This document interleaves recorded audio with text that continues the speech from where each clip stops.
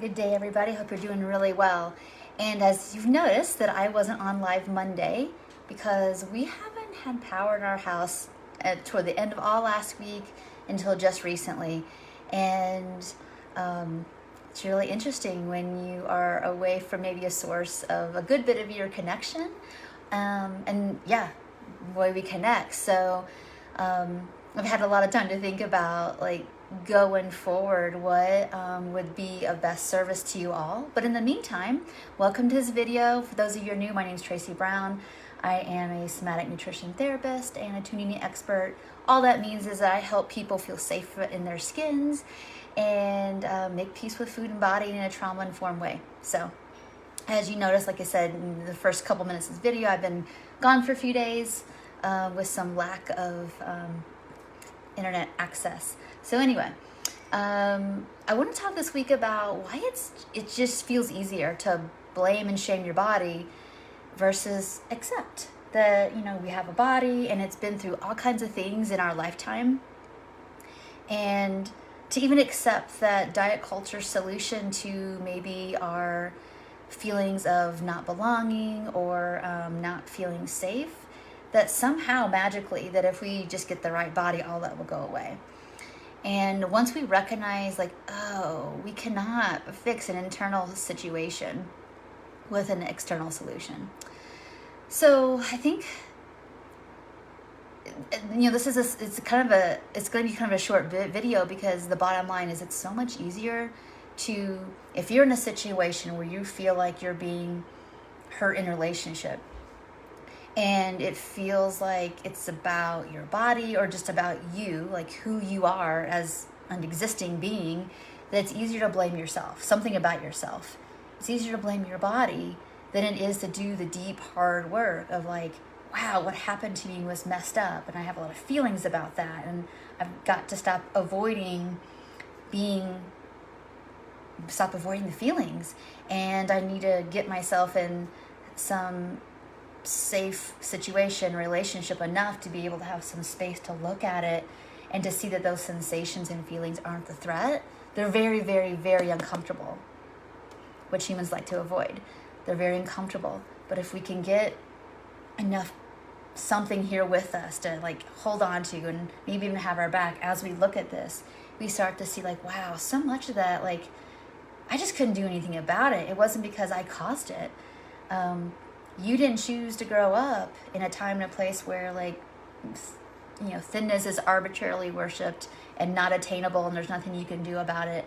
But when we're young, we can't see that it's not our fault. We just think, well, my body's being criticized, so it is my body's fault that I'm being criticized, versus no, it's the system and the people who have drank all that Kool-Aid and have never questioned if this is actually good for me, and that pain gets projected out.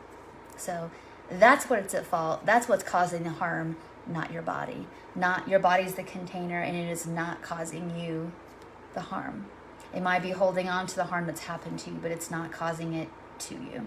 So my encouragement with this video is start to look at the places you turn away, you flinch away, you blame and shame, and talk to your, word curse yourself in this kind of disparaging, this is terrible that, my body's gained weight and there's something so wrong with it. And this is not a conversation about body discomforts with aging or weight gain or whatever. That's a different conversation. This is about feeling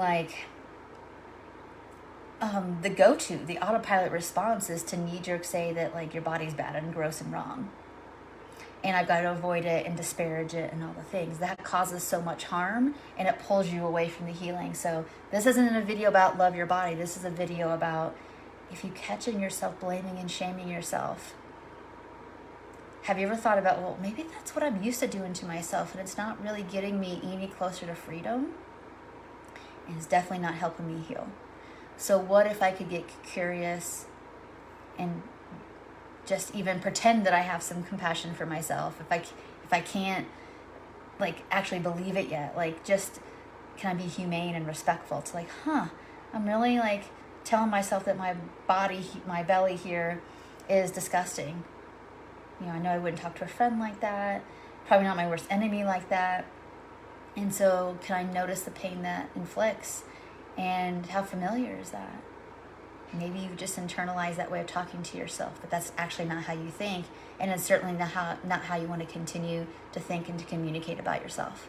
So this is a straight up video. I hope that it's bringing you some different ways to look at your circumstance, if it's convicting, but hopefully that landed with gentleness and love and truth.